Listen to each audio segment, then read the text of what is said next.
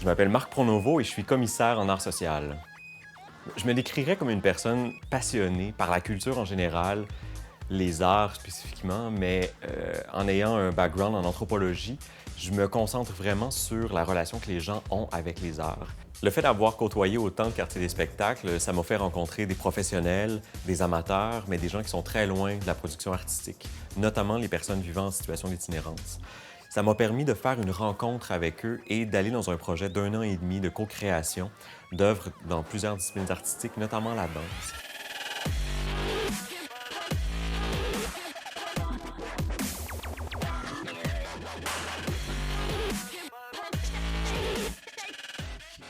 Quand j'ai choisi d'aller au CJE, c'est en fait parce que je revenais au Québec après avoir étudié à l'étranger, puis j'avais besoin de m'entourer de gens qui pouvaient m'aiguiller, à savoir qui ici pouvait m'aider, qui pouvait comprendre le projet. Le fait d'avoir habité dans le quartier m'a définitivement permis de grandir en tant qu'entrepreneur.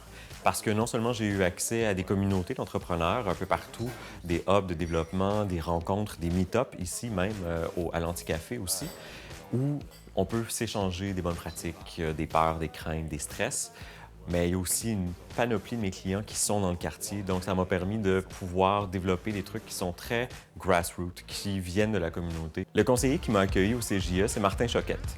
Martin, quand je suis arrivé, a su me poser les bonnes questions. Les questions que j'avais besoin d'entendre parce que moi, j'avais peur de me les poser. Puis, à travers mes réponses que j'essayais de lui donner, que je tricotais, mais je me rendais compte que finalement, c'était pas seulement mes réponses que je tricotais, mais c'était tout mon projet.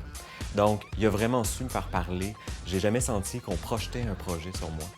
J'ai toujours senti qu'il était derrière moi, puis que si j'avais une question, si j'avais un doute, je pouvais toujours me tourner vers lui. Après mon passage au CJE, j'ai vraiment choisi d'appliquer l'innovation sociale non seulement à l'action que je souhaitais avoir à l'extérieur, mais à l'action que j'avais aussi à l'intérieur de mon organisation. Donc, j'ai choisi d'incarner des structures qui prenaient en compte les nouvelles façons de faire en développement culturel, mais en développement économique aussi. Mais le conseil que je me donnerais, en fait, c'est de ne pas avoir peur de faire des erreurs, parce que des plus belles choses qui sont ressorties dans les dernières années sont en fait ce que je croyais être une erreur.